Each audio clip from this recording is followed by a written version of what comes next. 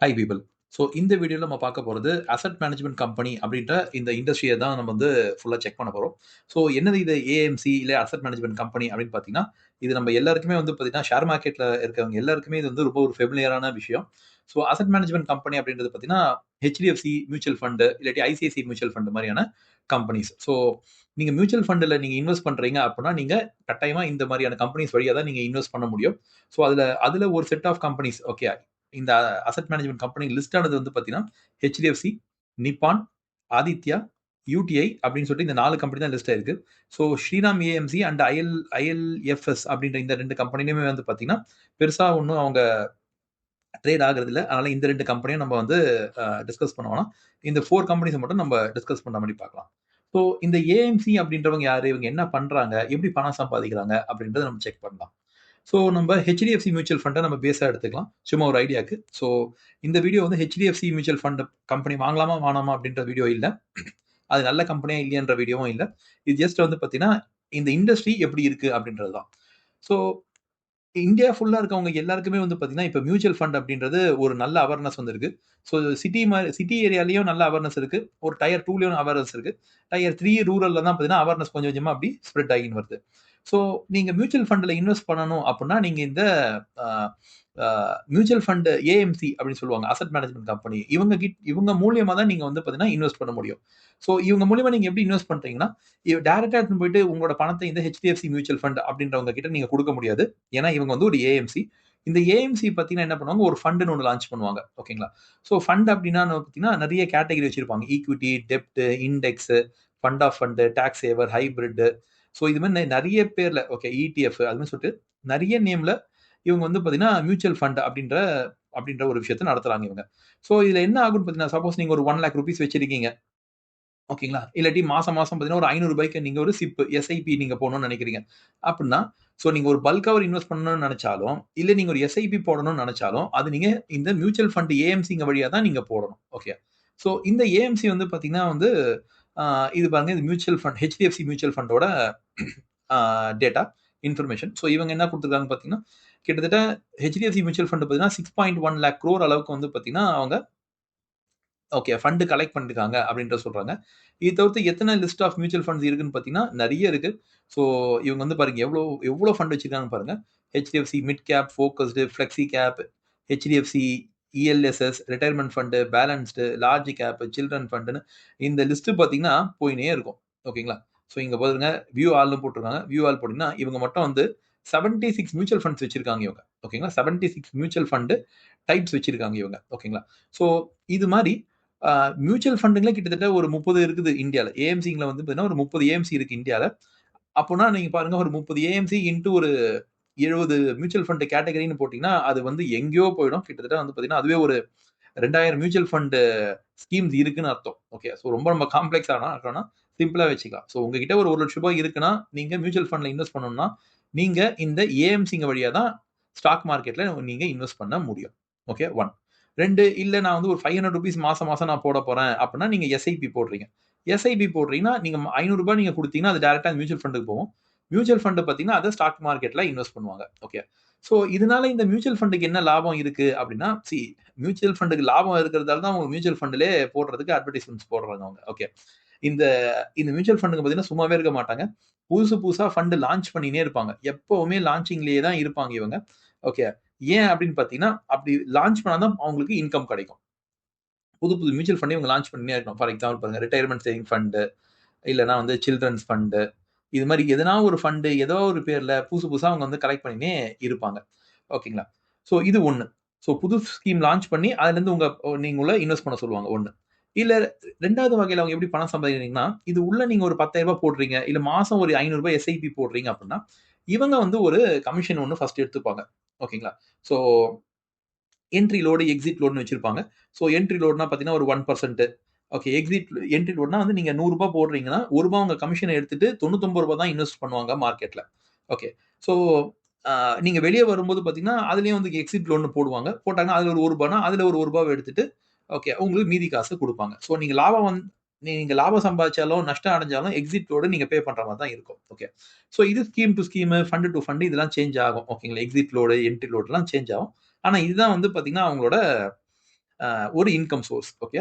So நீங்க பணம் போடுறீங்கனாலும் ஒரு பெர்சன்டேஜ் எடுத்துப்பாங்க. நீங்க பணத்த வெளிய எடுக்க போறீங்க அப்டினாலும் ஒரு பெர்சன்டேஜ் எடுத்துப்பாங்க. இது தவிர்த்து ஒரு வருஷமும் பார்த்தீங்கன்னா, அசெட் மேனேஜ்மென்ட் ஃபீ அப்டின்னு சொல்லிட்டு ஒரு ஃபீயும் இவங்க கலெக்ட் பண்ணுவாங்க. ஸோ அந்த ஃபீயும் வந்து பார்த்தீங்கன்னா, கலெக்ட் பண்றது நீங்க லாபம் சம்பாரிச்சாலும், நீங்க நஷ்டம் அடைஞ்சாலும், இவங்க வந்து பார்த்தீங்கன்னா வருஷம் வருஷம் இந்த ஃபீய எடுத்துப்பாங்க. ஸோ அதுவும் வந்து பார்த்தீங்கன்னா, உங்களுக்கு ஒரு ஒரு 3வது டைப் ஆஃப் இன்கம். ஓகே. சரி இவ்ளோ சம்பாதிக்கிறாங்களே, இவங்க என்னதான் பண்றாங்கன்னு பார்த்தீங்கன்னா, இவங்களுக்கும் நெறைய செலவுகள் இருக்கு. மார்க்கெட்டிங் செலவு இருக்கு, எம்ப்ளாயிங்க செலவு இருக்கு. அ அது தவிர்த்து பார்த்தீங்கன்னா, மியூச்சுவல் ஃபண்ட்ஸ்லாம் கிரியேட் பண்ற செலவு இருக்கு. ஸ்டாக் மார்க்கெட்ல ட்ரேட் பண்றதுக்கான செலவுன்னு சொல்லிட்டு நெறைய செலவுங்க இவங்களுக்கு இருக்கு. ஓகேங்களா? ஸோ என்னதான் செலவு இருந்தாலும், ஒரு கம்பெனி நெறைய ப்ராடக்ட்ஸ் லான்ச் பண்ணினே இருக்கான்னா என்ன மீனிங்னா, ஒரு வேள அவங்களுக்கு லாபம் இருந்தா தான் அவங்க பண்ணுவாங்க. கரெக்ட்டா? அப்பன்னா ஒரு வேள இந்த ஸ்கீம்ஸ் லான்ச் பண்றது அவங்களுக்கு ப்ராஃபிட்டபிளா இருக்கலாம். அப்படின்றது தான் இதுல முக்கியமான ஒரு கான்செப்ட். ஸோ லாஸ்ட் ஒரு 20 இயர்ஸ்ல பார்த்தீங்கன்னா, இந்த மியூச்சுவல் ஃபண்ட்ல ஓட அவேர்னஸும், அதுல வர இன்வெஸ்ட்மென்ட்டும் அதிகமாயிடுச்சு. நெக்ஸ்ட் ஒரு 20 இயர்ஸ்ல இந்த அவேர்னஸும் இன்வெஸ்ட்மென்ட்டும் அதிகமா தான் ஆகும். ஓகேங்களா? ஏன்னா இப்ப தான் வந்து இந்தியாவுக்கு ஸ்டாக் மார்க்கெட்னா என்ன? மியூச்சுவல் ஃபண்ட்னா என்னன்றதே இப்ப தான் தெரிய வருது. இந்தியான்ற மாரி ஒரு கண்ட்ரிக்கு. ஸோ இந்தியால மெஜாரிட்டி பார்த்தீங்கன்னா, பணத்த எங்க தூக்கின்னு போய் போடுவாங்கன்னா, இது நாள் வரைக்கும் பார்த்தீங்கன்னா, போஸ்ட் ஆஃபிஸ், ஓகே, எ பிக்ஸட் டெபாசிட், ரெக்கரிங் டெபாசிட், இல்லன்னா கோல்டு, இல்லன்னா ஹோம் வீடு வாங்கிடுவாங்க. ஸோ ஜுவல்லரி வாங்குவாங்க. இது மாரியான அசெட் கிளாஸஸ்ல மட்டும் தான் வந்து இன்வெஸ்ட் பண்ணியிருந்தாங்க இந்தியன்ஸ். ஸோ லாஸ்ட் ஒரு 20 இயர்ஸ்ல இது கொஞ்சம் கொஞ்சமா ஷிஃப்ட் ஆயிட்டு, இது வந்து மியூச்சுவல் ஃபண்ட்ல போடலாம், ஸ்டாக் மார்க்கெட்ல போடலாம்ன்னு வராங்க. நெறைய பேருக்கு ஸ்டாக் மார்க்கெட்ல போடுறது வந்து ரிஸ்கியான கேட்டகரி அப்படின்றதுனால என்ன பண்றாங்க, மியூச்சுவல் ஃபண்ட்ல போடுறாங்க. ஏன்னா இது கொஞ்சம் சேஃபான விஷயம் அப்படின்றனால, சேஃப்ன்னு நம்ம சொல்ல முடியாது. சேஃபான விஷயம்னு நெனைக்கிறாங்க. ஓகே. ஸோ அதனால இதுல இன்வெஸ்ட் பண்றாங்க. டைரக்ட் ஸ்டாக் மார்க்கெட் எக்ஸ்போஷர் ரொம்ப ரிஸ்க். அத கம்பேர் பண்ணும்போது HDFC மாரியான ஒரு மியூச்சுவல் ஃபண்ட் வழியா நீங்க போனீங்கன்னா, ஓரளவுக்கு உங்களுக்கு கொஞ்சம் சேஃப் அப்படின்றது இருக்கு இதுல. ஓகே. ஸோ இவ்ளோ நல்ல விஷயங்கள் இருக்கு. ஓகே. ஸோ ஒண்ணு வந்து பார்த்தீங்கன்னா, ஸ்டாக் மார்க்கெட் டைரக்ட்ட விட இன்டைரக்ட்டா போனீங்கன்னா, மியூச்சுவல் ஃபண்ட் வழியா போனா ஓரளவுக்கு சேஃப்டி இருக்கு. உங்களுக்கு அவேர்னஸ் வந்து இப்ப தான் கொஞ்சம் கொஞ்சமா வர ஆரம்பிக்குது. இந்தியன்ஸ் பார்த்தீங்கன்னா, அவங்களோட ட்ரெடிஷனலா இன்வெஸ்ட் பண்ண இன்வெஸ்ட்மென்ட் கேட்டகரிலருந்து மூவ் பண்ணி, இப்ப தான் வந்து இந்த மியூச்சுவல் ஃபண்டுகளுக்குள்ள பணத்த போட ஆரம்பிச்சிருக்காங்க. அப்பன்னா இப்ப தான் வந்து பார்த்தீங்கன்னா, இது ஒரு பல்க்கா இந்த செக்டரே டெவலப் ஆக ஆரம்பிக்குது. ஸோ இந்த செக்டரே டெவலப் ஆக ஆரம்பிக்குதுன்னா, அப்ப இந்த கம்பெனி இது நடத்துற கம்பெனி எவ்வளோ சம்பாதிப்பான்னு பாருங்க. அதுதான் இதுல கேம். ஓகே. ஒரு கம்பெனி எப்படி இருக்கணும், இன்வெஸ்ட் பண்ணா நமக்கு எப்படி லாபம் வரும் அப்படின்றது இந்த மியூச்சுவல் ஃபண்டுங்க கம்பெனி தான் பெஸ்ட் எக்ஸாம்பிள். ஒரு பெஸ்ட் கம்பெனினா என்னன்றது உங்களுக்கு இதுல தெரியும். ஓகே. இந்த 4 கம்பெனிகள பார்த்தாலே உங்களுக்கு தெரியும். ஓகே. ஸோ ஃபர்ஸ்ட் நம்ம என்ன பண்ணலாம், ஒரு செக்டரோட ப்ராஃபிட்ல இருந்து ஸ்டார்ட் பண்ணலாம். ஒரு கம்பெனியோட ப்ராஃபிட்ல இருந்து. ஸோ ஆ நம்ம ஸ்டார்ட் பண்றது பார்த்தீங்கன்னா, நம்ப மார்க்கெட் கேப்லேருந்தே ஸ்டார்ட் பண்ணலாம். மார்க்கெட் கேப்ல வந்து பார்த்தீங்கன்னா, அ HDFC AMC அப்படின்றது பார்த்தீங்கன்னா, இவங்க வந்து ஒரு 1,20,000 crore சைஸ் இருக்கு. இவங்களோட மார்க்கெட் கேப். இவங்கள்ல பாதி தான் வந்து பார்த்தீங்கன்னா, நிப்பான். ஓகே. அவங்கள்லயும் பாதி தான் வந்து ஆதித்யா. ஓரளவுக்கு ஈக்குவல் தான் வந்து பார்த்தீங்கன்னா, UTIயும். ஸோ இதுல அ இந்த 2 கம்பெனியும் வந்து லார்ஜ் கேப் அப்படின்ற கேப்க்குள்ள போயிடுவாங்க. ஸோ இவங்க 2 பேரும் வந்து பார்த்தீங்கன்னா, மிட் கேப்க்குள்ள தான் போவாங்க. ஆதித்யாவும், யூடிஐயும் மிட் கேப்க்குள்ள தான் போவாங்க. இந்த 2 கம்பெனியும் விட்டுருங்க. ஏன்னா, இதுங்க வந்து இந்த கம்பெனிக்கு வந்து ஒரு ப்ராப்பரா இல்லாத மாரி இருக்கு. ஸோ, அதனால இவங்க 2 கம்பெனியும் நீங்க விட்டுருங்க. ஓகே. மீதி கம்பெனிகள நம்ப அனலைஸ் பண்ணலாம். ஓகே. ஸோ, இந்த கம்பெனிகள் வந்து பார்த்தீங்கன்னா, இவங்களோட ப்ராஃபிட் பார்க்கலாம் ஃபர்ஸ்ட்டு. இது மாரி ஒரு ப்ராஃபிட்ட நீங்க எங்கேயுமே பார்க்கவே முடியாது. அதுதான் வந்து இதோட யூனிக்னெஸ்ஸே. இதுக்கு முன்னால நீங்க பார்த்த ப்ராஃபிட் ஒருவேள நீங்க இண்டஸ்ட்ரி அனாலிசிஸ் வீடியோஸ் என்னோடத நீங்க வேற எதனா பார்த்திருந்தீங்கன்னா, உங்களுக்கு கிளியராவே தெரிஞ்சிருக்கும். ஆ டெக்ஸ்டைல்லாம் பார்த்தீங்கன்னா வந்து 10% தான் நெட் ப்ராஃபிட் மார்ஜின். 10% ஓகேங்களா? ஆ இல்ல நீங்க வந்து பார்த்தீங்கன்னா, ஒரு 2 வீலர் எடுத்தீங்கன்னா கூட ஒரு 15% தான் இருக்கும். ஓகே. ஸோ எங்க இருக்குன்னு பாருங்க. 2 வீலர் ஒரு 15% இல்லன்னா வந்து மத்த இண்டஸ்ட்ரிலாம் ஒரு 10%ன்னு ஏதோ ஒண்ணு ஸ்பீட்ல போம்போது, இந்த இண்டஸ்ட்ரி 60% நெட் ப்ராஃபிட் மார்ஜின் வச்சிருக்கான். 60% அதாவது 100க்கு ரூ. 60 இவன் லாபம். 100க்கு ரூ. 60 லாபம். ஓகே. இந்த மாரி ஒரு பிசினஸ் வந்து இருக்குமான்றதே டவுட். ஓகே. ஆனா இருக்குது. ஓகே. இல்ல 2வது கம்பெனி பாருங்க. இவங்க வந்து 100க்கு ரூ. 51 ப்ராஃபிட். சேல்ஸ் ரூ. 100 ஆச்சுன்னா ரூ. 51 ப்ராஃபிட். இவங்களுக்கு ரூ. 47 இவங்களுக்கு ஒரு ரூ. 44 கிட்ட ப்ராஃபிட் இருக்கு. அதாவது இது வந்து அமேசிங்கான சூப்பர் டூப்பர் ப்ராஃபிட். இந்த மாரி எந்த இண்டஸ்ட்ரியிலுமே இருக்காது. ஓகே. ரொம்ப ரேர் இண்டஸ்ட்ரில தான் இருக்கும். ஓகே. இவ்ளோ நல்ல இண்டஸ்ட்ரி அப்ப உடனே இத வாங்கிடலாமான்னா, இல்ல. நீங்க வெயிட் பண்ணுங்க. இதுலயும் வந்து ஒரு ப்ராப்ளம்ஸ் இருக்கு. ஓகே. ப்ராப்ளம் இல்லாத ஒரு விஷயம் ஸ்டாக் மார்க்கெட்ல கிடையாது. ஸோ சேல்ஸ் எப்படி ஆகுதுன்னு பார்த்தீங்கன்னா, லாஸ்ட் 5 இயர் சேல்ஸ் வந்து எல்லாருக்குமே நல்லா தான் இருக்கு. ஓகே. ஏன்னா இந்தியன் எக்கானமி 8% ஸ்பீட்ல வொர்க் ஆகும்போது, இந்த கம்பெனி 13, இவங்க ஒரு 16, இவங்க ஒரு 9, இவங்க ஒரு 16. ஸோ எல்லா கம்பெனியுமே ஒரு டீசென்ட்டான ஒரு ப்ராஃபிட் குரோத் தான் இருக்கு. ஓகே, சேல்ஸ் குரோத் இருக்கு. ப்ராஃபிட் குரோத் பார்த்தீங்கன்னா, அதை விட அட்டகாசமாவே இருக்கு. இது 14, இங்க வந்து 25, இது ஒரு 21 அப்படின்னு இருக்கு. இங்க மட்டும் தான் ப்ராஃபிட் குரோத்ல இவங்க கொஞ்சம் ஸ்லோவா இருக்காங்க, ஆதித்யா மியூச்சுவல் ஃபண்ட். மத்தபடி 3 கம்பெனியுமே நல்ல ப்ராஃபிட் குரோத் இருக்கு. ஓகே, 13 கூட நல்ல குரோத் தான். அது நம்ம ஒரு பேட் குரோத்ன்னு சொல்ல முடியாது. இட்ஸ் a குட் குரோத் தான். ஸோ இவங்களோட அசெட் டர்ன்ஓவர் இது நம்ம வந்து பார்க்க வேண்டிய அவசியம் பெருசா இல்ல. ஏன்னா இது வந்து மேனுஃபேக்சரிங் கம்பெனி கிடையாது. இவங்க மேனுஃபேக்சரிங்கா இருந்தா தான் நம்ம வந்து ஃபேக்டரி, மிஷினரி அது வந்து அத இன்வெஸ்ட் பண்ணதுல நம்ம சம்பாதிச்சாங்கன்னு பார்க்கணும்.